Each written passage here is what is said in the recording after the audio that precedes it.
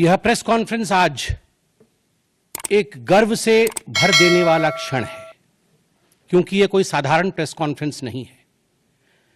मैं बैठा जरूर भारतीय जनता पार्टी के कक्ष में हूं, हेड ऑफिस में हूं, मगर मुझे लगता है मैं केवल एक भारतीय जनता पार्टी के प्रवक्ता के नाते नहीं, केवल भारतीय जनता पार्टी के एक सांसद या कार्यकर्ता के नाते नहीं, एक भारतीय के नाते, एक इंडियन के नाते आज ये प्रेस कॉन्फ्रेंस कर रहा हूं। क्योंकि जिस प्रकार का टेरर डेमोलिशन, जिस प्रकार आतंकवाद का खात्मा बीते कुछ दिनों में हमने भारतवर्ष में देखा है, भारतवर्ष ने जिस प्रकार से पाकिस्तान में आतंकी अड्डों को ऑपरेशन सिंदूर के माध्यम से समाप्त किया है, वह अपने आप में पूरे विश्व में एक संदेश भेजता है, एक निर्णायक संदेश। आतंकवाद के खिलाफ लड़ाई के विरोध, आतंकवाद के खिलाफ एक निर्णायक संदेश। इसलिए आज का यह प्रेस कॉन्फ्रेंस, इसको संबोधित करते हुए मुझे गर्व की अनुभूति हो रही है। अदम्य साहस का परिचय दिया है भारत की सेना ने, अदम्य साहस। आज भारतीय जनता पार्टी और हम सभी कार्यकर्ता, आज सारा भारत धन्यवाद करता है भारत की आर्मी का, भारत की सेना का, भारत की एयरफोर्स का, भारत के नेवी का और उन तमाम जाबाज सेनानियों का जिनके कारण आज ऑपरेशन सिंदूर सफल हुआ है।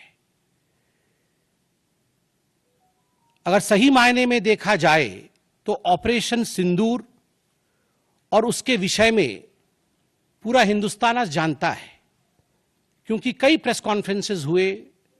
कल भी तीनों डीजीएमओ ने मिलकर के देश को संबोधित किया और तमाम तथ्य जो देश जानना चाहता था उसे उन्होंने हमारे समक्ष रखा। मगर मुझे लगता है कि एक आम नागरिक के भाषा में, बहुत साधारण भाषा में आज मैं आपको बताना चाहूंगा कि ये जो ऑपरेशन सिंदूर हुआ है, किस प्रकार से इससे हिंदुस्तान आतंकवाद के खिलाफ लड़ने में एक निर्णायक भूमिका हिंदुस्तान ने अदा किया है।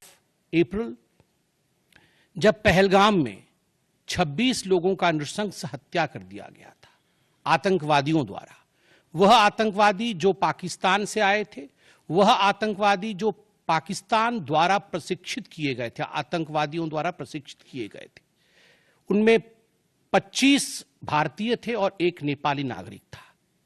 प्रधानमंत्री श्री नरेंद्र मोदी उस समय विदेश दौरे में थे, सऊदी अरब में थे। प्रधानमंत्री नरेंद्र मोदी तुरंत भारत लौट के आते हैं और उन्होंने जनता की बात को सुना। जनता ने उस समय एक मांग रखी कि आतंकवाद के ऊपर हमला हो, हमें बदला लेना है पहलगाम के इस आतंकवादी हमले का। प्रधानमंत्री ने बिहार की भूमि से ऐलान किया और यह वादा किया कि मैं वादा करता हूं कि जो आपकी इच्छा है कि आतंकवाद के खिलाफ हमला होगा, हम पहलगाम के इस आतंकवादी हमले का बदला लेंगे। We will avenge the death of 26 people. प्रधानमंत्री ने कहा यह जो बदला होगा, यह आतंकवादियों के कल्पना से बाहर का बदला होगा, और जो बदला हुआ वो आतंकवादियों के कल्पना के बाहर का बदला था। प्रधानमंत्री जी ने कहा कि हम घुस के मारेंगे और मिट्टी में मिलाएंगे आतंकवादी के ठिकानों को, और आतंकवादियों के ठिकानों को प्रधानमंत्री नरेंद्र मोदी जी के निर्णय ने और हमारे सेना के अदम्य साहस ने मिट्टी में मिलाने का काम किया। यह वादा प्रधानमंत्री नरेंद्र मोदी जी का था।